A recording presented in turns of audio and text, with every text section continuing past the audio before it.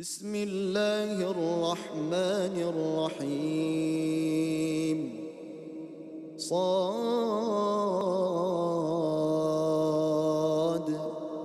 والقرآن ذي الذكر بل الذين كفروا في عزة وشقاق كم أهلكنا من قبلهم من قرن فنادوا ولا تحين مناص.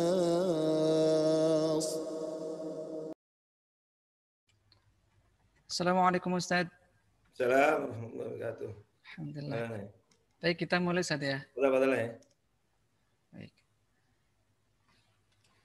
Assalamualaikum warahmatullahi wabarakatuh. Salam. Alhamdulillahirabbil alamin wa bihi nasta'inu ala umurid dunya waddin. Salatan wa salaman daimaini wa mutalazimaini ala sayyidina Muhammadin wa ala alihi wa sahbihi ajma'in. Rabbi shrah li sadri wa yassir li amri wahlul 'uqdatam min lisani yafqahu qawli amma ba'du. Yang sama-sama kita hormati guru kita yaitu Al-Ustadz Dr. Ahmad Khusyairi Suhail LCMA yang alhamdulillah pada kesempatan siang kali ini sudah bergabung bersama kita di ruang meeting Zoom. Yang sama-sama kita hormati para jajaran pengurus Masjid Salahuddin Kantor Pusat Direktorat Jenderal Pajak, dan yang sama-sama kita hormati para jamaah Masjid Salahuddin di mana Anda berada. Alhamdulillahirrahmanirrahim, puji syukur kehadirat Allah Subhanahu wa taala yang mana sampai dengan siang kali ini kita masih diberikan berbagai macam nikmat. Salah satunya adalah nikmat sehat walafiat sehingga kita bisa beraktivitas sampai dengan mengikuti kajian pada siang kali ini. Semoga hadirnya kita dalam ruang Zoom ini dicatat oleh Allah Ta'ala sebagai amal baik kita di harapan amin ya rabbal alamin. Amin. Salawat teriring salam yang kita curahkan kepada Nabi besar Muhammad sallallahu alaihi wasallam beserta para keluarga dan para sahabatnya. Semoga kita mendapatkan syafaat dari Rasulullah sallallahu alaihi wasallam di yaumil akhir nanti amin ya rabbal alamin. Jamaah Masjid Salahuddin rahmat Allah Subhanahu wa taala dimanapun Anda berada. Alhamdulillah pada kajian siang kali ini insyaallah akan disampaikan oleh Al-Ustadz Dr. Ahmad Khusyairi Suhail MA. Beliau akan menyampaikan tema kajian yaitu klasifikasi hadis dan mengenali macam-macam hadis dhaif. Namun sebelum kita memulai mendengarkan tausiah yang akan disampaikan oleh beliau, marilah kita terlebih dahulu mengawali dengan membaca bersama-sama lafaz basmalah. Bismillahirrahmanirrahim. Berikutnya kepada beliau Al-Ustadz Dr. Ahmad Khusyairi Suhail MA dipersilahkan. Fadhal Ustaz. Bismillahirrahmanirrahim. Assalamualaikum warahmatullahi wabarakatuh. Waalaikumsalam warahmatullahi wabarakatuh. Alhamdulillah. Alhamdulillah wa kafa. Wassalatu wassalamu ala nabiyil mujtaba. Sayyidina Muhammad bin Abdullah al-Mustafa wa ala alihi wa ashabihi ahli sidqi wal wafa. Amma ba'd. Faqala ta'ala fi kitabil karim, a'udzu billahi minasy syaithanir rajim. Ya ayyuhalladzina amanu in ja'akum fasikum binaba'in fatabayyanu an tusibu qauman bijahalah fatusbihu ala ma fa'altum nadimin. Shadaqallahul azim. Ma'asyiral muslimin wal muslimat hafizakumullah. Adalah merupakan nikmat dari Allah Subhanahu wa taala yang wajib kita syukuri ketika Allah Subhanahu wa taala memberikan kemudahan kita untuk mempelajari agamanya, untuk mengkaji ilmu-ilmunya, termasuk mengkaji tema kita pada hari ini, yaitu tentang klasifikasi hadis dan bagaimana kita mengenal tentang hadis, macam-macam hadis dhaif. Ini penting, mengapa? Karena ini akan berdampak pada kualitas amal kita.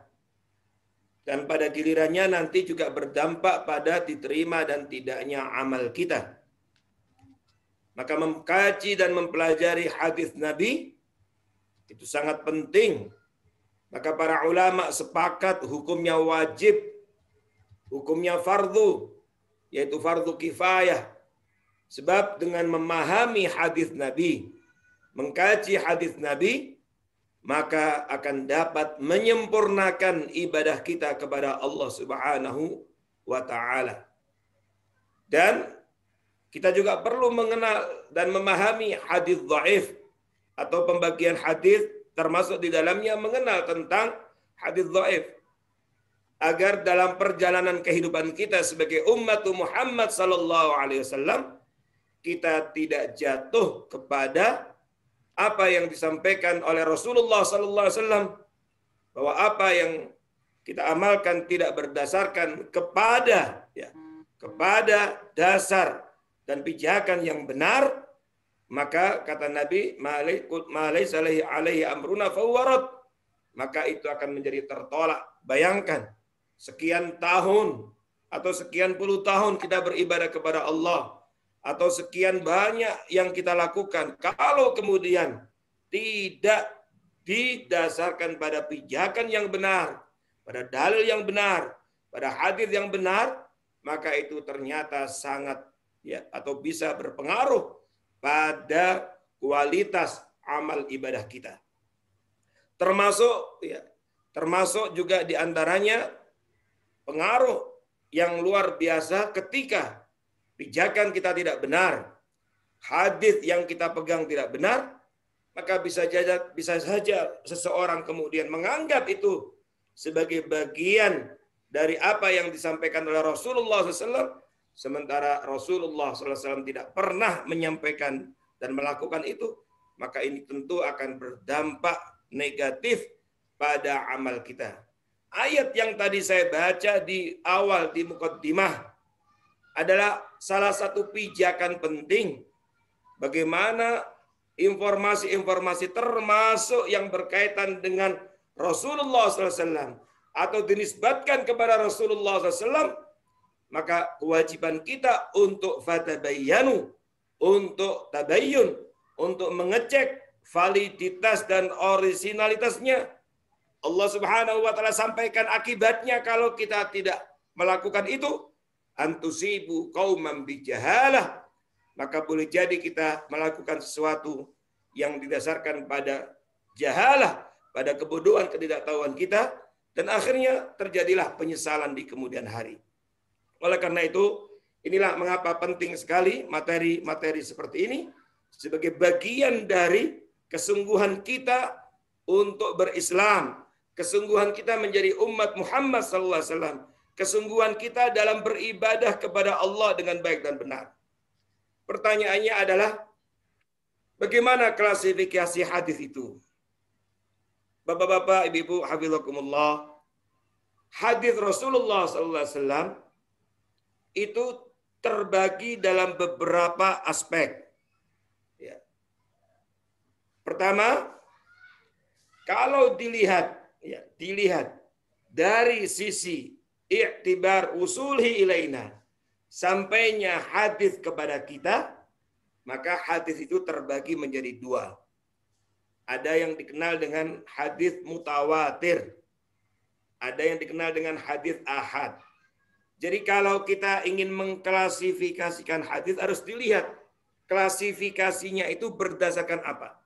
Kalau berdasarkan sampainya hadis kepada kita, maka ada dua tadi, mutawatir dan ahad.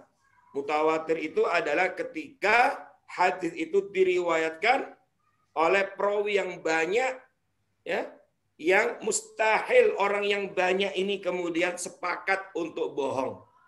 Sementara kalau ahad itu ketika tidak terhimpun syarat-syarat mutawatir. Lalu ada lagi pembagian hadis dilihat dari sisi bentuk matanya. Hadis itu kan terdiri dari sanad dan matan. Sanad itu silsilah para perawi hadis.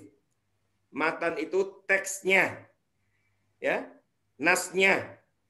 Maka pembagian hadis dilihat dari sisi bentuk atau matannya, teksnya, maka terbagi menjadi ya beberapa bagian. Ada istilah hadis qauli, hadis berupa ucapan, itu yang sering kita dengar. Seperti sabda Nabi SAW, innamal amalu binniyat.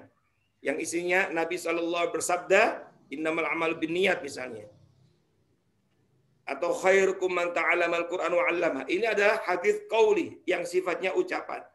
Ada lagi hadis fi'li yang sifatnya perbuatan. Biasanya hadis yang sifatnya perbuatan itu adalah diredaksikan, dibahasakan oleh sahabat yang meriwayatkan bahwa dulu Rasulullah SAW melakukan seperti ini. Misalnya Jabir bin Abdullah radhiyallahu an menceritakan tentang haji Nabi. Nabi ketika haji melakukan begini, begini, begini. Atau sahabat Utsman bin Affan ketika meriwayatkan hadis tentang wudhu Nabi. Nabi ketika berwudhu mengawali dengan mencuci tangannya 3 kali. Kemudian menghirup air ke hidung dan seterusnya. Jadi sahabat menceritakan tentang perbuatan Nabi. Apa yang dilakukan Nabi. Itu hadis qauli. Ada lagi al-hadis at-takriri. Yaitu hadis yang sifatnya penetapan, ketetapan. Ya, atau persetujuan. Yang contoh yang sangat populer adalah ketika Khalid ibn Walid bersama dengan sahabat yang lain makan dhab. Sebagian ulama menerjemahkan dhab itu adalah biawak. Lalu disuguhkan kepada Nabi binatang itu. Tapi Nabi tidak menyentuhnya, tidak memakannya. Maka mereka bertanya, ya Rasulullah, apakah ini haram? Nabi mengatakan ini adalah tidak biasa di tengah-tengah kaumku. Artinya Nabi tidak melarang sahabat makan, tapi beliau sendiri tidak suka, tidak doyan dengan makanan itu. Dan itu namanya hadis takriri. Nabi menyetujui apa yang dilakukan oleh sahabat Rasulullah SAW. Nah, ini pembagian hadis yang lain. Lalu ada lagi, ya, pembagian hadis dilihat kepada siapa ucapan atau perbuatan atau persetujuan itu dinisbatkan. Kepada siapa dinisbatkan ucapan atau hadis itu. Ini klasifikasi hadis. Pertama ada istilah hadis qudsi. Hadis qudsi itu gampangnya adalah maknanya dari Allah, yang membahasakan, meredaksikan adalah Rasulullah SAW. Contoh hadis qudsi seperti yang diriwayatkan Imam Muslim di dalam sahihnya, Rasulullah Sallallahu Alaihi Wasallam bersabda, Allah Subhanahu Wa Taala berfirman. Nah, biasanya redaksinya begitu. Rasulullah Sallallahu Alaihi Wasallam bersabda, Allah Subhanahu Wa Taala berfirman. Dan ini berarti wahyu. Apa? Ana inda dhanni abdi bi wa ana ma'ahu idza dzakarani. Allah Subhanahu Wa Taala berfirman, aku tergantung prasangka hambaku terhadapku. Dan aku akan selalu membersamai hambaku ketika hambaku selalu mengingatku. Dalam versi riwayat Imam Ahmad, di dalam kitab Mustadnya, redaksinya berbunyi, Ana inda dhanni abdi bi. In dhanna bi khairan falahu. Wa in dhanna bi syarran falahu. Aku tergantung prasangka hambaku terhadapku. Jika hambaku berprasangka baik terhadapku, maka itulah yang terjadi, kebaikan yang terjadi. Tapi jika hambaku berprasangka buruk terhadapku, maka keburukan pun yang ada padanya.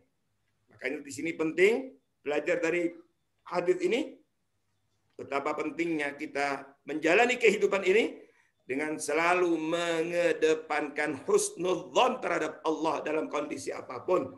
Mengedepankan positive thinking.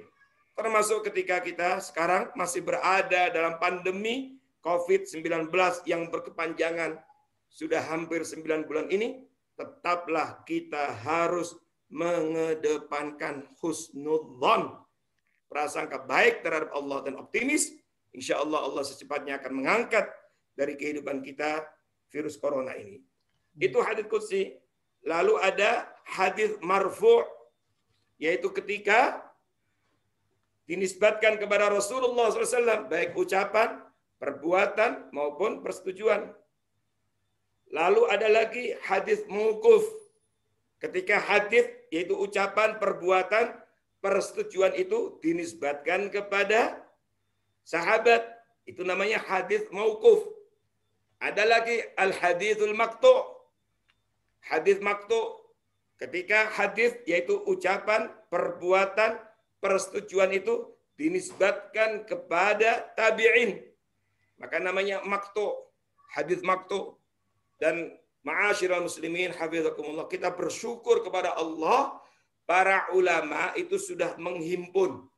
Jadi kita kalau ingin mencari hadis qudsi, kita nggak usah capek-capek membuka setiap kitab hadis lalu mencari satu persatu.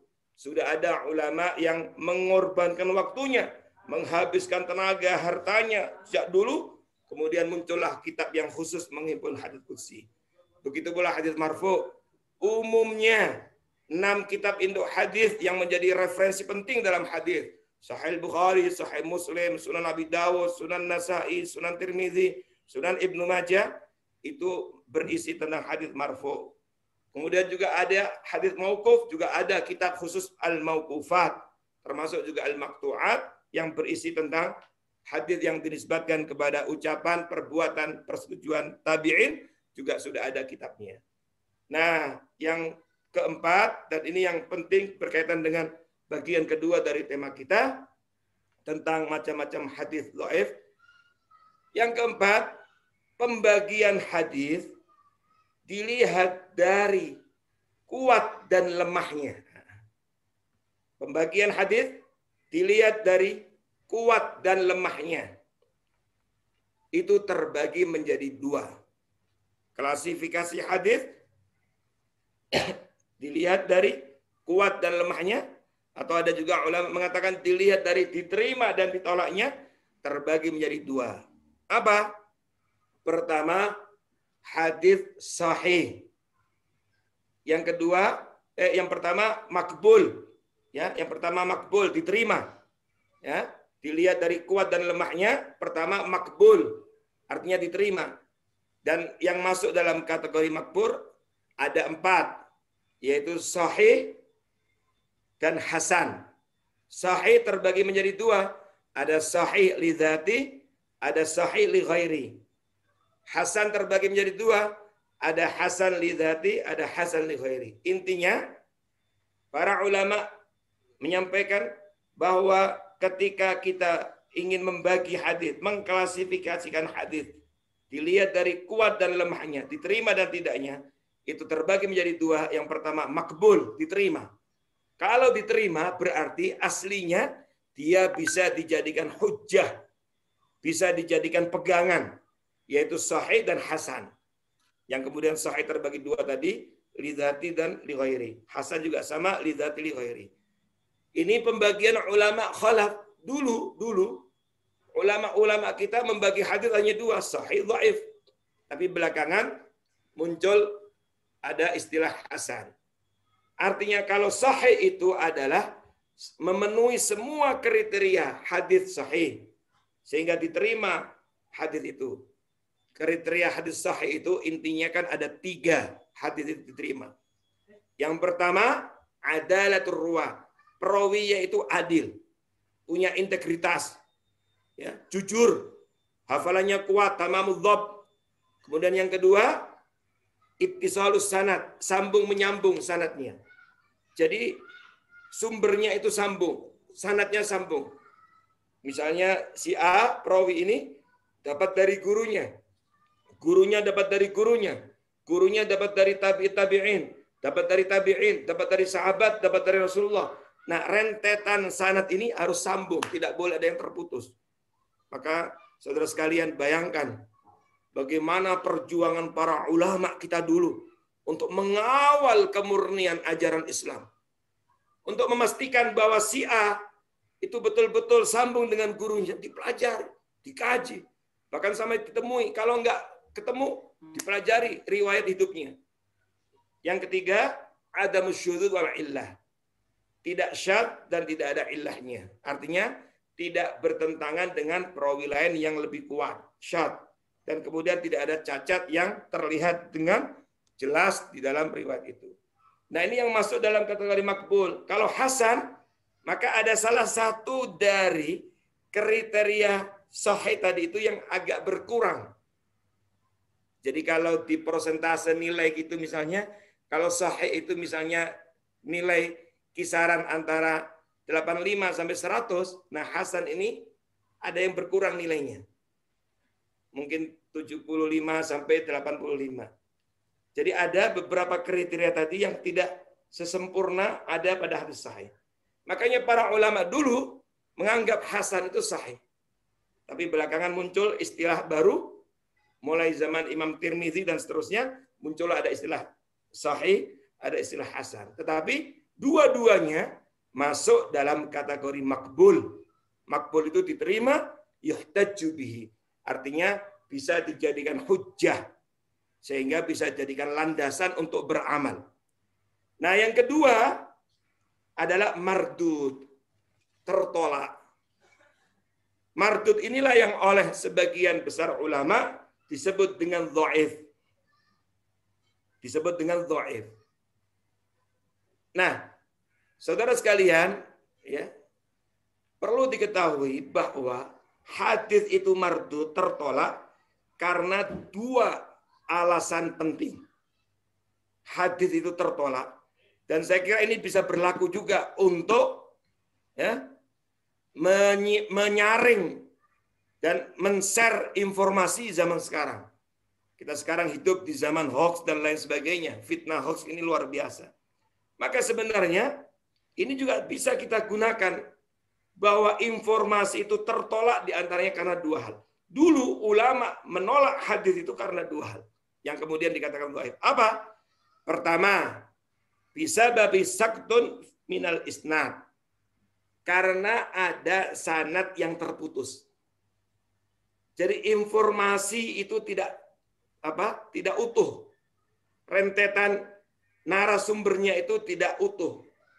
Terputus. Apakah terputus langsung di depannya, di tengahnya, dan seterusnya. Itu namanya terputus. Makanya nanti pembagian hadis dhaif itu macam-macam. Di antaranya ada mursal. Ada disebut dengan hadis mursal. Hadis mursal itu aslinya dia dhaif, tertolak. Karena terputus sahabatnya. Contoh gampangnya itu, seorang tabi'in, muridnya sahabat, mengatakan, qala Rasulullah sallallahu alaihi wasallam. Rasulullah sallallahu alaihi wasallam bersabda. Coba, logis tidak? Bisa diterima tidak? Bagaimana seorang tabi'in kok langsung mengatakan Rasulullah sallallahu alaihi bersabda? Kan tabi'in nggak pernah ketemu Nabi. Berarti ada yang terputus sanadnya. Siapa? Sahabatnya nggak ada. Nah, hadis seperti ini disebut dengan mursal. Dan ia aslinya masuk dalam kategori mardud, tertolak atau dhaif dan lain sebagainya. Yang kedua, alasan tertolak yang kedua adalah, maka sama sebenarnya kan dalam kita hidup di zaman era kecanggihan informasi ini, kalau ada informasi sampai ke kita, misalnya tentang informasi apapun, tapi begitu kita runut informasi itu, berita itu, ternyata ada yang terputus, harusnya informasi itu hoax. Harusnya informasi itu tidak bisa diterima. Mardud. Karena ada yang terputus. Misalnya, karena ini berkaitan dengan tentang A, ternyata informasi kita runut tidak sambung sampai ke A. Kita dapatkan dari yang lain. Dan kemudian di situ ada, misalnya harus ada 5 narasumber, ya, rentetannya, tapi ternyata terputus di 2 atau 3 atau 4. Berarti ada yang terputus. Yang kedua, alasan yang kedua adalah bisa babi ta'n firrawi. Karena cacat perawinya. Inilah yang tadi dibahasakan oleh Al-Quran dengan bahasa fasik. Ya ayyuhalladzina amanu In ja'akum fasikum binaba'in fatabayyanu. Cacat, karena fasik itu orang yang cacat. Cacat integritasnya, cacat akhlaknya, omongannya tidak bisa dipegang, sering berbohong. Maka dulu para ulama hadis, kalau melihat ada orang kok sering berbohong, maka otomatis tidak akan diterima hadisnya. Maka ada istilah al-hadithul maudhu, termasuk pembagian hadis dhaif, ada istilah hadis maudhu. Hadis maudhu itu hadis palsu. Gampangnya hadis palsu. Kenapa kok hadis palsu? Di antaranya karena yang menyampaikan informasi hadis itu adalah pembohong besar. Orang udah tahu dia itu bohong. Sampai-sampai berani mengaku dia mendapatkan hadis itu dan menisbatkan kepada Rasulullah SAW. Qala Rasulullah SAW. Padahal Nabi tidak pernah mengatakan itu. Maka dia pembohong besar. Dan itu cacat pada perawi. Inilah yang kemudian menjadikan hadis itu maudhu. Lalu ada lagi matruk, termasuk pembagian hadis dhaif, ada matruk, tertolak, ya. Ada mungkar, ada mu'allal, itu beberapa macam-macam hadis dhaif. Intinya ada dua, karena terputus sanadnya, kemudian karena cacat pada perawinya. Jadi yang menyampaikan informasi itu orang yang tidak bisa dipegang, ya, cacat. Nah, itulah yang dibahasakan oleh Al-Quran dengan fasik. Maka bahaya. Berarti kalau ada orang punya kebiasaan men-share informasi yang tidak benar, berarti dia masuk dalam kategori fasik. Dan itu dalam ilmu hadis langsung mardud, tertolak. Ya, maka jangan sampai kita berkontribusi menjadi manusia-manusia yang mardud. Ya, ta'an firrawi. Maka dulu sampai-sampai ada riwayat menyebutkan ada di antara para ulama hadis itu untuk tabayyun, untuk mengecek kebenaran suatu hadis itu sampai mendatangi rumahnya, didatangi. Lalu ada di riwayat menyebutkan ketika ada seseorang yang didatangi itu, kemudian dia bohong kepada binatang. Misalnya dia bilang gitu kepada binatang, tangannya seperti ada makanan, nggak taunya nggak ada. Itu dianggap pembohong. Berarti dia telah bohong. Padahal nggak ada makanan, dia panggil binatang seperti ada makanan. Nah ini dianggap termasuk pembohong. Maka orang seperti langsung ditinggal pergi, nggak diambil. Dianggap hadis yang diriwayatkannya itu cacat. Sampai seperti itu, bayangkan. Luar biasa para ulama kita dalam mengawal kemurnian ajaran Islam.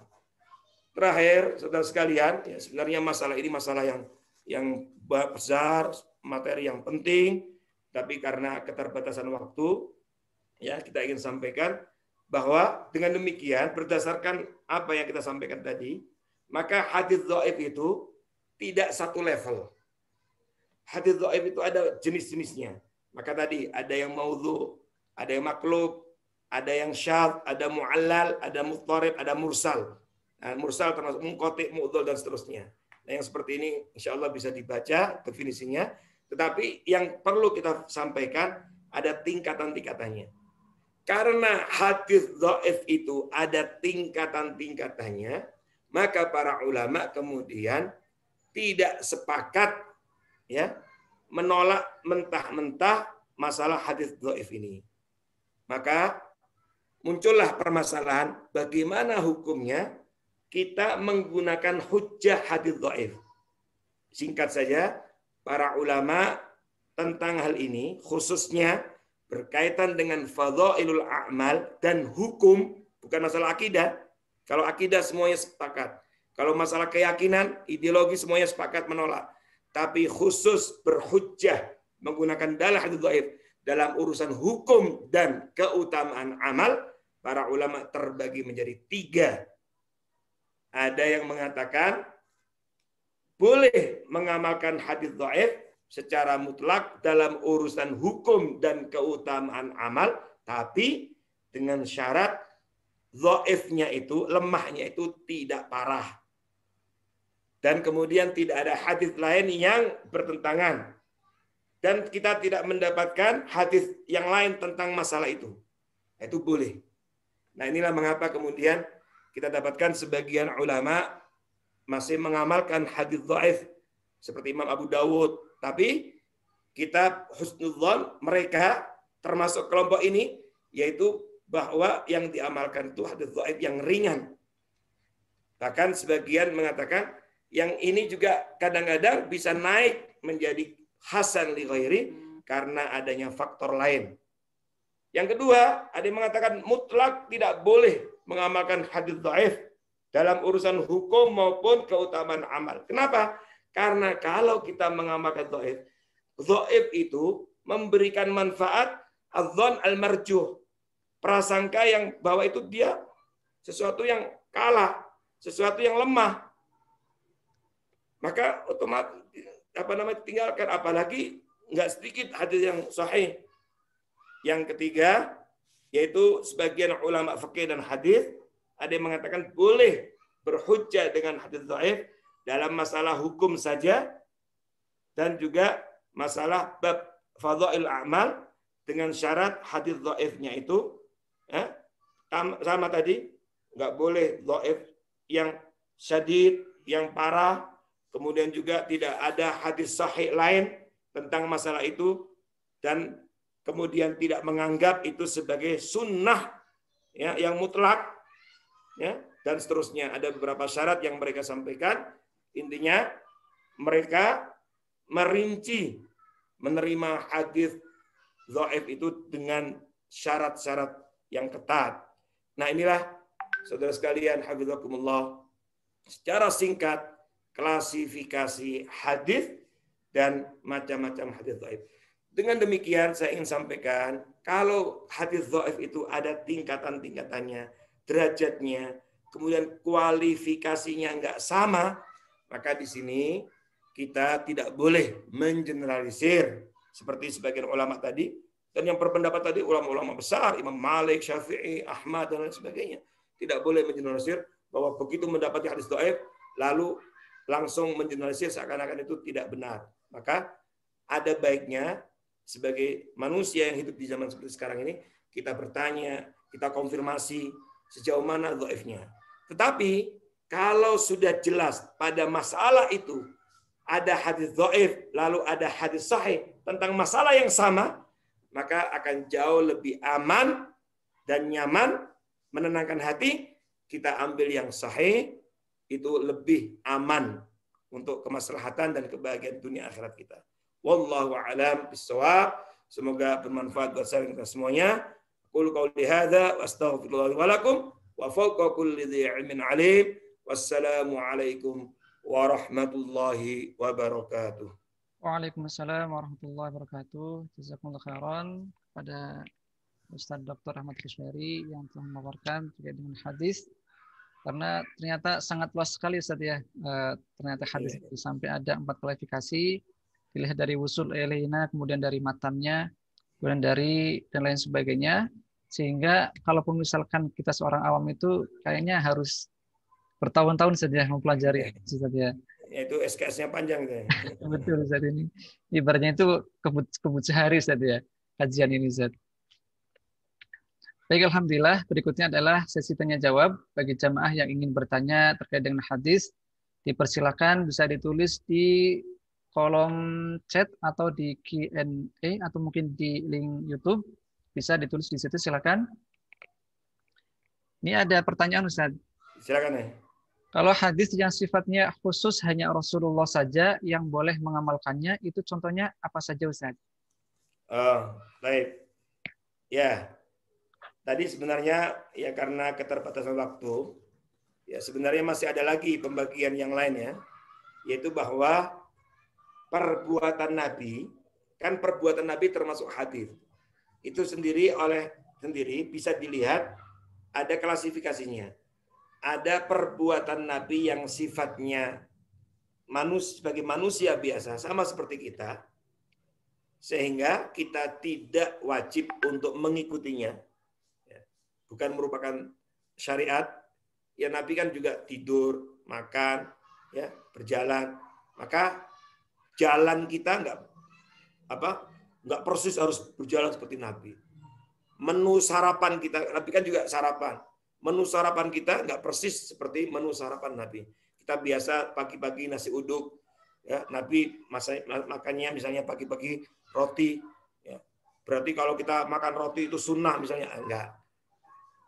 Tapi ada juga yang sunnah seperti buka puasa pakai rutop, itu disukai Nabi, itu bisa sunnah makan buah kurma. Tapi ada juga yang sifatnya Nabi seperti Nabi manusia.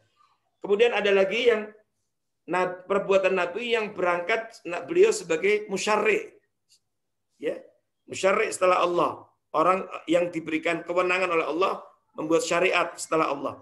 Makanya hadis itu sendiri ada yang melengkapi Al-Quran kan, yang tidak ada di Al-Quran dilengkapi oleh Nabi. Seperti yang gampangnya penjelasan tentang kewajiban sholat ada dalam Quran, tapi rincian detail tata caranya dari mana kita tahu? Seperti yang kita lakukan dari hadis Nabi yang merinci. Nah, yang ketiga ada yang perbuatan khusus Nabi. Nah, ini yang disebut dengan af'alu khassa lin Nabi sallallahu alaihi wasallam yang tidak boleh dilakukan oleh umatnya.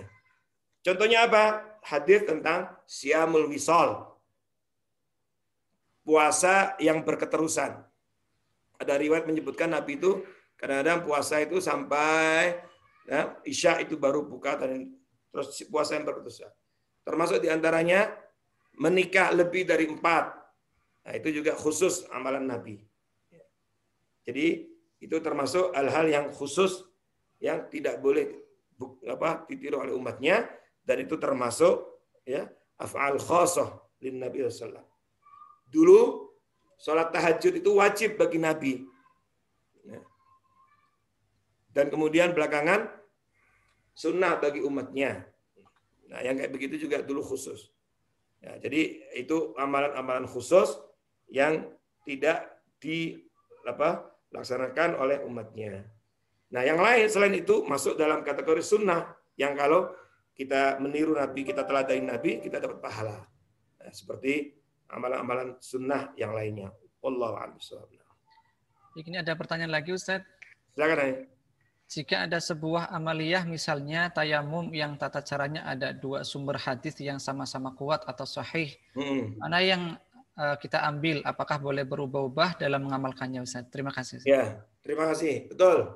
Tayamum itu ada yang sekali pukulan untuk 2, ada yang 2 kali. Nah, jadi begini, kalau ya tentang suatu hal itu semuanya berdasarkan pada dalil, para ulama berbeda pendapat dan masing-masing itu berpegang pada dalil, maka dua-duanya boleh.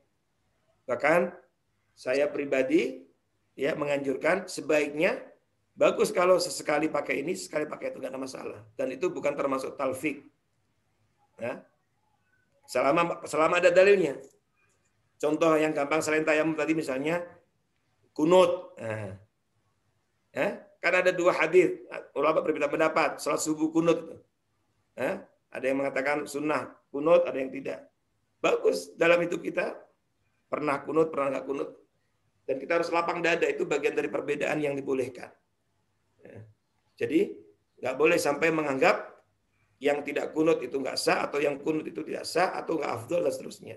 Selama masalah itu memang termasuk yang boleh untuk berbeda. Jadi kalau dua-duanya ada dalilnya, itu boleh. Ya. Dua-duanya dalilnya itu boleh. Ya. Karena ada pegangannya, ada dalilnya. Yang nggak boleh itu satu ada dalilnya, satu enggak. Jadi boleh dalam urusan tadi, tayamum juga termasuk yang dibolehkan. Karena itu termasuk perbedaan-perbedaan ya, yang tidak kontradiktif, yang dibolehkan. Dan kita boleh memilih mana yang kita ingin lakukan untuk ya, selama berpegang pada dalil. Sama juga seperti menyentuh perempuan, ya. Itu kan juga ada perbedaan pendapat ulama, ya. Kalau dalam mazhab Syafi'i itu termasuk menyentuh istri itu masuk membatalkan wudu. Nah, bagaimana biasanya terjadi pada saat haji, umroh? Gimana saya kalau nggak pegangan ini, misalnya musim haji kan penuh rame orang. Kalau tawaf itu nyentuh batal. Berapa kali saya harus wudu terus ulang-ulang. Nah, yang seperti itu nggak apa. Alhamdulillah ada pendapat mazhab yang lain dan itu juga ada dalilnya, nggak apa-apa. Karena perbedaan-perbedaan dalam urusan ini biasanya diantaranya perbedaan dalam interpretasi, pemahaman tentang ayat, pemahaman tentang hadis, dan keduanya ada dalilnya. Nah, jadi mengamalkan yang seperti itu, meskipun pindah-pindah, oh saya pengen nyoba yang ini, coba itu boleh. Wallahu a'lam. Ya, Ustaz, ini masih terkait soal yang tadi. Bagaimana kalau misalkan dalam pelaksanaan ibadah itu, misalkan sholat, Ustaz, Ya. imamnya itu menggunakan berbagai macam madhab, mulai dari misalkan takbir, kemudian nanti tata cara ruku beda dengan madhab, tapi di dalamnya itu madhabnya digabung. Kalau mencampur adukkan madhab dalam satu amalan itu yang nggak boleh. Nah, ya. Jadi misalnya terjadi perbedaan madhab di antara para ulama, lalu dicampur adukkan jadi satu. Atau di antara kajian para ulama belakangan itu kan ada istilah talfik. Nah, itu yang tidak boleh talfik. Talfik itu apa? Talfik itu mencari-cari kemudahan pada madhab untuk memenuhi hawa nafsunya. Nah, berangkatnya bukan kebenaran tapi hawa nafsu. Makanya ini gampang diambil ini. Diambil ini, comot sana sini, lalu diramu, kemudian diamalkan semaunya. Nah, itu yang nggak boleh. Tapi kalau dalam urusan-urusan yang berbeda pendapat itu secara umum boleh. Tapi kalau dicampur baur tadi itu, nah itu yang harus diwaspadai. Apalagi kalau tujuannya sekedar ingin mencari-cari yang gampangnya saja.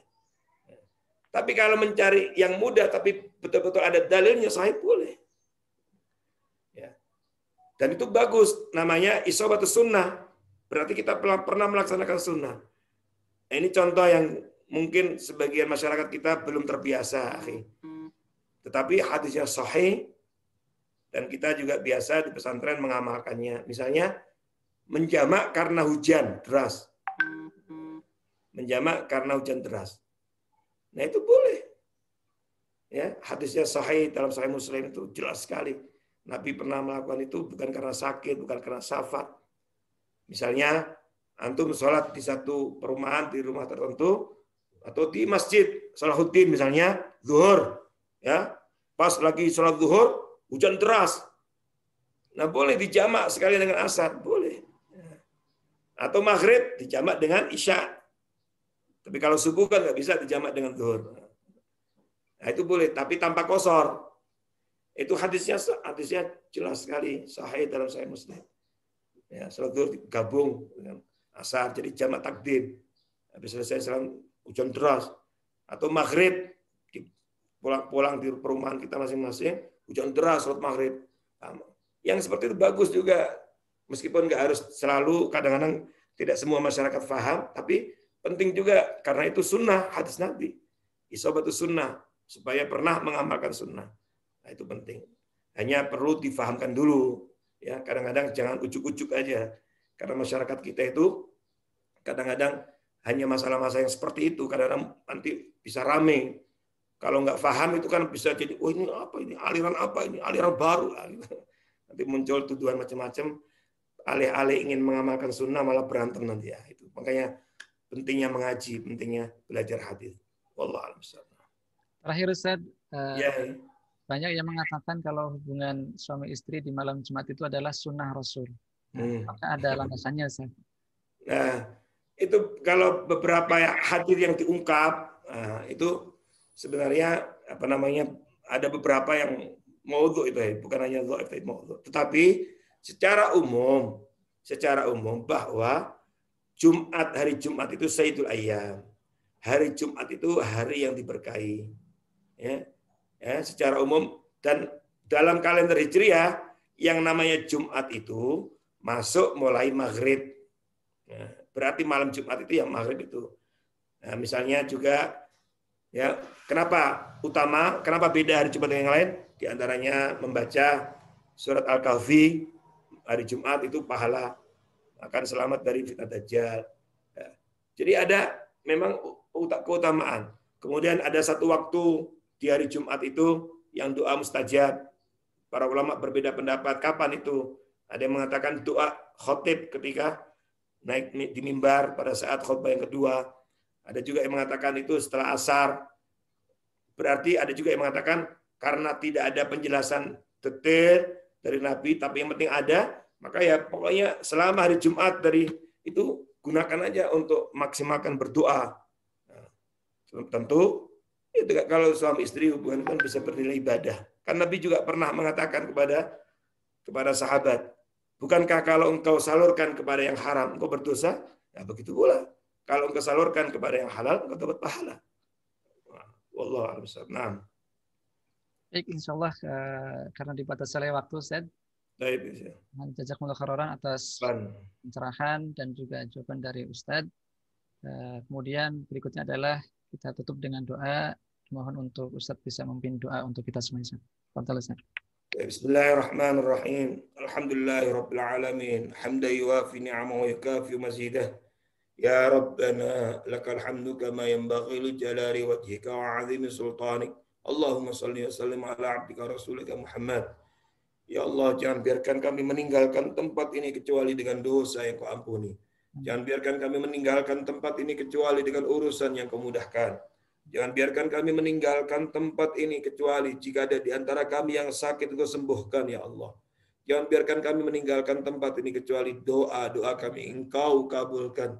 Ya Allah, berkailah kehidupan kami, berkailah pekerjaan kami, berkailah rezeki kami, berkailah kehidupan rumah tangga kami, berkailah kehidupan sosial kami, berkailah kehidupan ekonomi kami, berkailah kehidupan berbangsa, bernegara kami, ya Allah.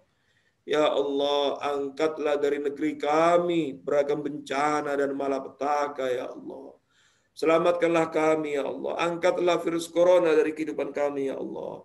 Allahumma qina wa najjina min hadzal marad. Ya Allah, selamatkanlah kami, keluarga kami dari penyakit ini, ya Allah. Rabbana zalamna anfusana wa illam taghfir lana tarhamna lanakunanna minal khasirin.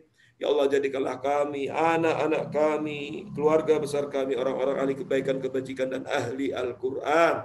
Jangan jadikan kami dan mereka orang-orang ahli keburukan.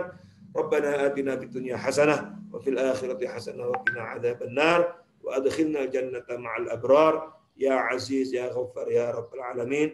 Wa sallallahu ala sayyidina Muhammad wa ala alihi wasallam. Alhamdulillahi Rabbil Alamin. Assalamualaikum warahmatullahi wabarakatuh. Assalamualaikum. Alhamdulillahirrahmanirrahim. Jamaah Masjid Salahuddin, rahmati Allah SWT, dimanapun Anda berada. Alhamdulillah kita sudah bersama-sama mendengarkan kajian yang disampaikan oleh beliau, oleh Ustaz Dr. Ahmad Khusyari Suhail MA. Semoga bermanfaat untuk kita semuanya, agar bisa menyikapi hadis-hadis mana yang bisa kita pakai dalam kehidupan sehari-hari kita. Akhirnya saya selaku MC, jika ada kata-kata yang kurang berkenan, mohon dimaafkan. Mari kita tutup bersama-sama dengan baca hamdalah. Alhamdulillahirrahmanirrahim. Kafaratul majlis. Asyhadu an la ilaha illa anta astaghfiruka. Assalamualaikum warahmatullahi wabarakatuh. Waalaikumsalam warahmatullahi wabarakatuh. Jazakumullah khairan, Ustaz. Afwan, sama-sama, jazakallahu khair.